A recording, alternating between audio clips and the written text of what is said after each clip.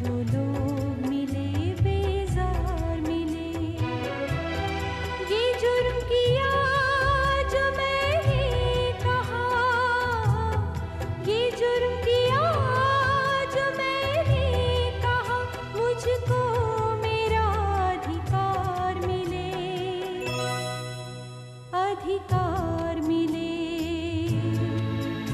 अधिकार मिले, अधिकार, अधिकार, अधिकार।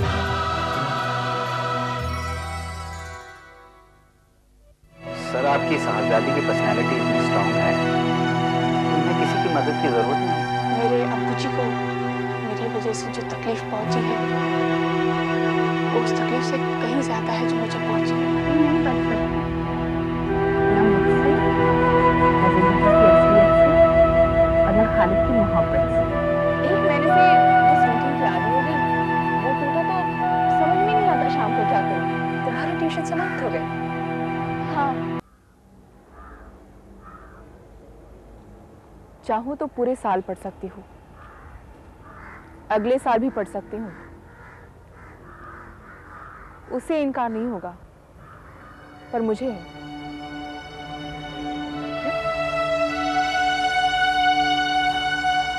सुना है किसी फिल्म का नाम है स्लीपिंग विद द एनिमी। मेरा हाल भी वही है। मुझे जो पढ़ाने आता था वो वकील है जिसने कोर्ट में साबित किया मेरे खिलाफ कि मेरी शादी नहीं हुई और मेरा बच्चा मेरे शौहर का है। लेकिन अब वो मेरे घर में एक्सेप्टेबल है क्योंकि उसने मेरी बहनोई की जान बचाई। मैं उसे नहीं कर सकती।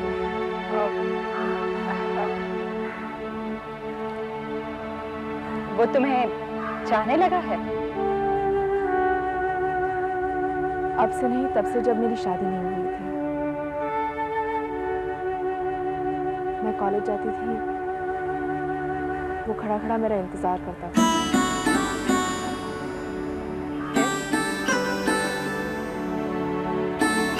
उसने एक महीना पढ़ाया, मैं उसकी आदी होने लगी। अब नहीं आता तो शाम मुझे खाने को आती है, मुझे उसकी इमेजेस याद आती हैं। मैं नहीं चाहती कि मैं उसकी इतनी आदी हो जाऊं कि मुझे हर बात पर उसकी याद आए, इसलिए मैं उसे नहीं पढ़ूंगी।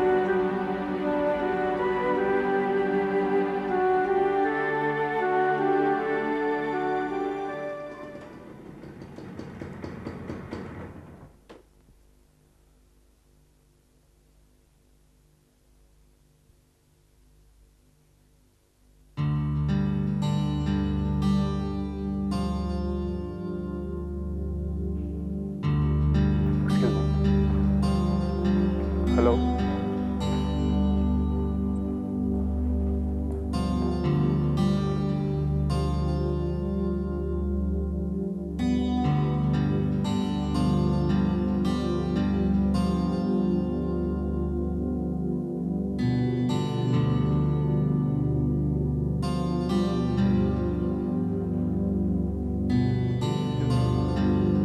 ये लॉ फर्स्ट ईयर की क्लास खत्म हो गई है क्या?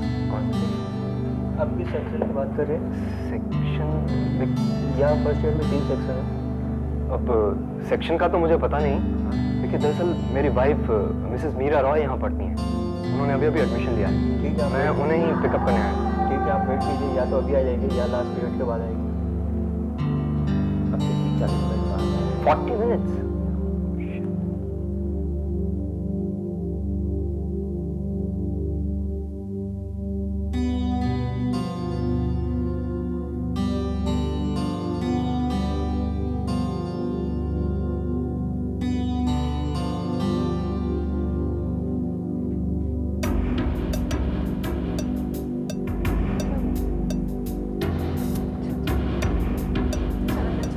अरे अभी हम नीचे नहीं जाएंगे। क्या हुआ? वो मुझसे मिलने आए हैं। मिलने? कौन? पति। वो जो नीचे खड़े सिगरेट पी रहे हैं। डरती क्यों है? वो यही हंगामा करेगा। नहीं, हंगामा नहीं करेगा। चल, मैं साथ हूँ। उससे बात नहीं करनी चाहिए। मत कर, मुझे इंट्रोड्यूस करवा दे, मैं बात करूँगी। उससे बात करनी। चल मीरा, डर मत। Please, चल मीरा, please. मीरा चल।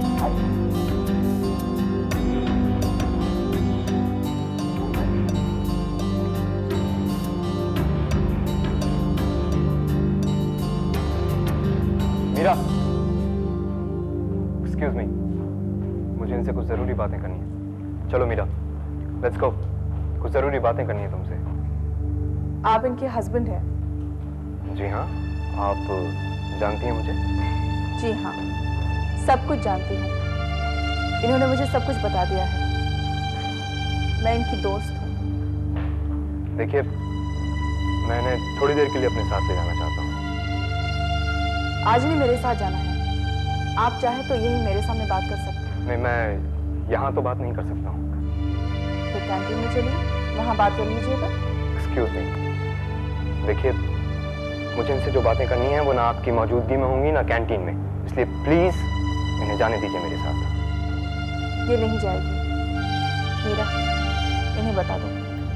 कहीं नहीं जाना मुझे। और अगर कोई बात करनी है तो इनके सामने करो, वरना चलो शमा। ऑलराइट, मैं यहीं बात करने को तैयार हूं, लेकिन कैंटीन में नहीं।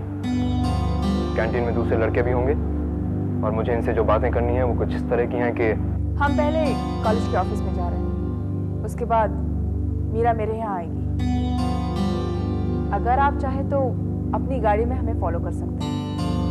वहाँ बातें हो सकती है, लेकिन मेरी मौजूदगी में। मीरा, मीरा, अगर हम यहीं पास में किसी रेस्टोरेंट में बैठकर थोड़ी देर बातें कर लें अगर तो? आना है तो हमारे पीछे आइए। चलो शमा।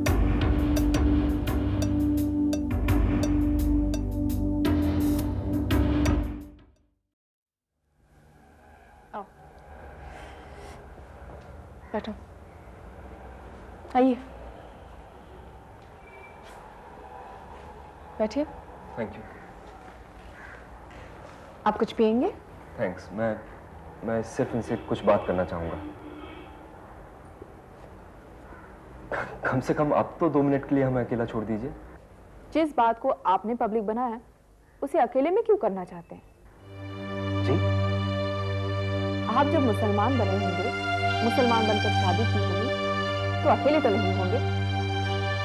जमात के लोग होंगे, मौलवी होंगे, गवाह होंगे। फिर इस पब्लिक मामले को थोड़ा सा और पब्लिक बनाने में क्या है? मैं भी मुसलमान हूँ। आप मुसलमान हैं? जी हाँ। और देखिए, मुझे इनके पिताजी ने यहाँ भेजा। क्या? और नहीं तो क्या, तुमने तो उन्हें बताया नहीं कि हमारा बच्चा होने वाला है, इसलिए उन्होंने जाकर मुकदमा ठोक दिया। तो मेरे बात करने के बाद सूरत बदली है।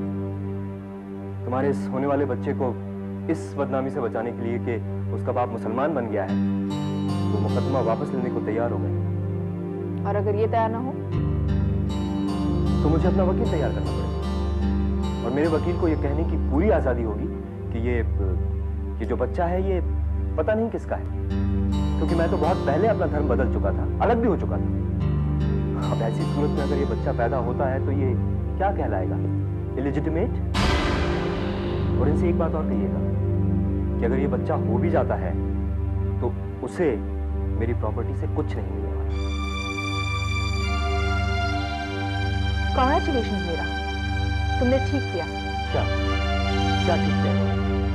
आपके जीन्स जो इसके बदन में आ गए थे, उन्हें आपकी तरह ऑपरेशन थिएटर में रखी बाल्टी में बंद क्या? तुम क्या समझते हो? अवस्था में रहते या भावना में पड़कर तुम्हारी शुक्राणुओं को अपने रक्त से सींचूंगी, जिसमें तुम्हारा जेनेटिक कोड है। एक शरीर के बाद दूसरा शरीर पाने के लिए एक धर्म को छोड़ देना और दूसरे धर्म का शिखंडी की तरह इस्तेमाल करके उसे बदनाम करना। मिस्टर टर्नकोट, आप हिंदू थे, हिंदू मैरिज एक्ट आपका कानून था। आपने उसे तोड़ा और हमारे मजहब का गलत इस्तेमाल किया। इसलिए जब मीरा ने अपने वजूद से आपके बच्चे को निकाल फेंकने का फैसला किया, मैंने उसकी मदद की और तब भी करूंगी जब आपको 2 शादियां करने की सजा दिलाने के लिए ये केस परस्यू करेगी। आऊंगा।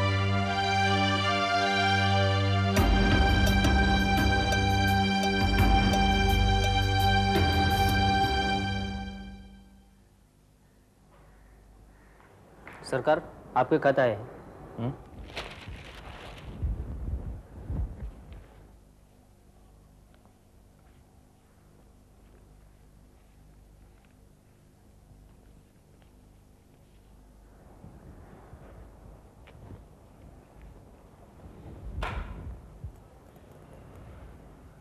शबनम या उसके ससुर का कोई खत आया?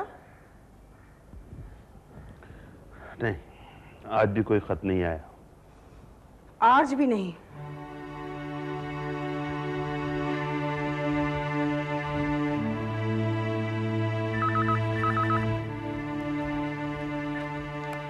हेलो, शिराज साहब, मैं बेगम रशीदुद्दीन बोल रही हूँ।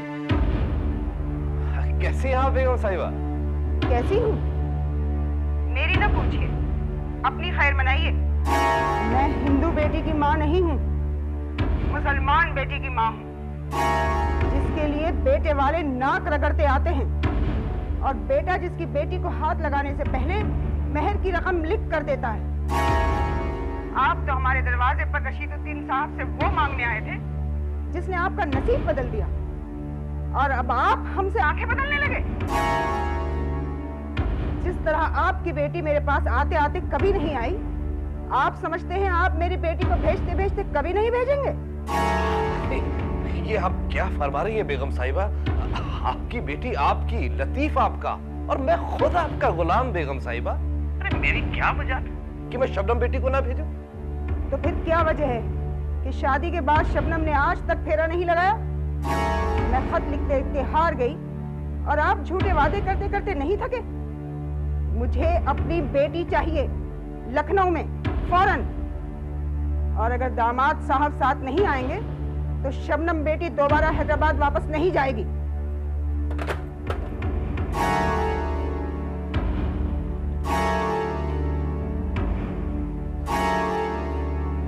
ये क्या गजब कर दिया आपने? गजब नहीं किया, कोड़ा लगाया है। ऐसा कोड़ा कि दोनों बाप बेटे मेरी बेटी को लेकर भागे भागे चले आएंगे। मेरे तो आग लगी है जब से समीना ने बताया है कि वो शबनम के साथ क्या सलूक कर रही है। उस हैदराबाद वाले का तो मैं वो हशर करूंगी जो नादिर शाह ने लाल किले वालों के साथ किया था। पत्थर का चबूतरा रह जाएगा और तख्ते ताऊस हवा हो जाएगा। अगर मैंने अदालत में जाकर उस बेवा के हक में सच्ची गवाही दे दी। ये अचानक तुम्हें क्या जुनून सवार हो गया भाई? माँ अपनी बेटी के हाथ ही पीले नहीं करती, उसे फलते फूलते भी देखना चाहती। अगर शबनम नहीं आई या उसने शिकायत की कि उसे तंग किया जा रहा है, तो आप देखिएगा मैं उन लोगों का जीना हराम कर दूंगी। मैं उनके यहाँ जाकर वहीं पर शमा को बुलाकर कहूंगी कि मुझे कचहरी में तलब कर।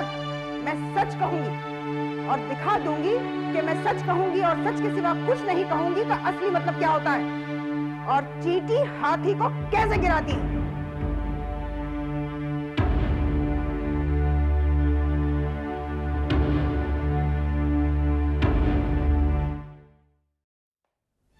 तेरी सास जो है ना, वो औरत नहीं, औरतनुमा मर्द है, जिसने रशीदुद्दीन के गले में हाथ डालकर उसकी जबान मरोड़कर उससे झूठी गवाही दिलवा दी। अब तेरी हरकतों की वजह से अगर वो जिद पे आ गई ना, तो तेरे बाप की दुम में दुमड़ी बांधकर उसे हैदराबाद की सड़कों पे तांगा चलवा देगी। मैंने क्या किया है? वो नई नवेली गरीब जिसके मुंह में जबान तक नहीं है, वैसे ही शिकवा लेकर आ गई मेरे पास, और मैंने ऐसे ही शिकायत कर दी तेरी इनसे। और वो भी आज की है। उस दहाड़ती शेरनी का लखनऊ से फोन आया था। अरे एक सांस में उसने मुझे ऐसा लताड़ा जैसा उम्र भर किसी ने नहीं लताड़ा। यानी अब उसे भी आप मेरे गले में डाल रहे हैं। अब वो अपनी माँ तक पहुँच गई, यहाँ की एक एक बात लखनऊ तक जाने लगी। उस मासूम पर इल्जाम मत लगा। वो कसम खाकर कहती है कि मैंने कुछ नहीं कहा। हाँ, अपनी बहन समीना से जरूर कहा था। हो सकता है कि उसने कह दिया हो, या फिर वो लोग हमसे इसलिए गुस्सा है कि हम वादा करके भी उनकी बेटी को लखनऊ नहीं भेजते। अरे बेगम कैसे भेज दूं? मेहर जो माफ करा दिया, अब ऊपर से इसकी हराम कार्य। अपने बेटी की मुंह से सुनकर तो वो भड़क उठेगी, एकदम फट पड़ेगी। हाँ, और अब इसने वो नौकरानी का बखेड़ा खड़ा कर दिया। मैंने क्या किया? मैंने तो सिर्फ ताश खेलने को कहा था। नौकरानियों को अपने पास ताश खेलने के लिए क्यों बिठाया जाता है, ये अपने बाप को मत बता। अपनी अगर सास से अमान चाहता है ना, तो अपनी बीवी को पर्चा और सीधे से उसे लखनऊ लेके जा। लखनऊ? उसे मैं लखनऊ क्यों ले जाऊं? तो फिर क्या तेरा बाप लेके जाएगा? तुम्हें तो जाओ जी, मैं इसको समझाता हूं। जाओ। देख बेटा, कुछ दिनों के लिए अपना हरामीपन छोड़, सीधे से अंदर जा, उसके हाथ पांव जोड़, उससे झूठी मोहब्बत जता, किसी भी तरह उसको ठंडा कर ताकि वो लखनऊ जाके तेरी और हमारी शिकायत ना करे। अरे आदमी जब पांव पड़ता है ना, तो औरत मान जाती है। ठीक है, मैं उसे मना लूंगा, लेकिन आप उस नौकरानी की ड्यूटी बड़े महल को सफा करने में लगा दो। बड़े महल को सफा करने? हाँ, अगर आप उसकी ड्यूटी वहां लगा दोगे तो मैं उसे जाकर कहूंगा कि अब फज्जो मेरे सामने नहीं आएगी, क्योंकि मैंने उसकी ड्यूटी बड़े महल में लगा दी। उसे शुभा भी नहीं होगा और वो जाकर अपनी अम्मी से हमारी शिकायत नहीं करेगी। और अगर जाते जाते उसने फज्जो को अपने साथ ले लिया तो अम्मी जान को एक नौकरानी नहीं मिलेगी।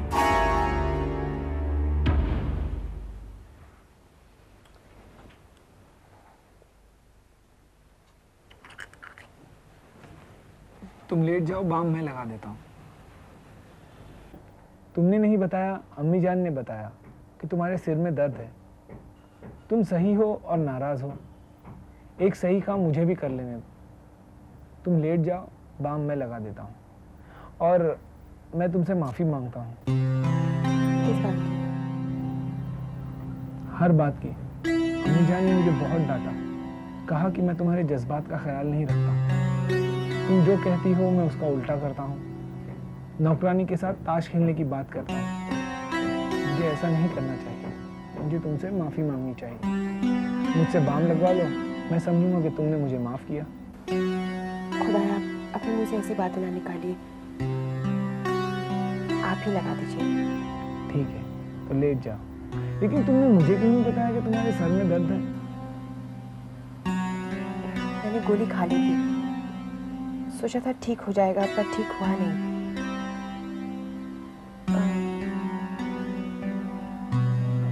आप मुझे माफ कर दीजिए, मुझे जब्त नहीं हुआ और मैंने अम्मी जान से आपकी शिकायत कर दी। पता है अम्मी जान ने मुझसे क्या कहा और सबसे ज्यादा तुम्हारी किस बात की तारीफ की? इस बात की कि शिकायत तुमने उनसे की, अपनी अम्मी जान से नहीं। घर की बात को घर ही में रखा। उन्होंने मुझसे कहा कि मैं तुमसे सबक लूं। मैंने तुमसे सबक लिया और तौबा की। मुझे गुनहगार न बनाइए, मैं वादा करती हूँ अब से ऐसी कोई चीज़ नहीं करूँगी जो आपको नागवार गुजरे।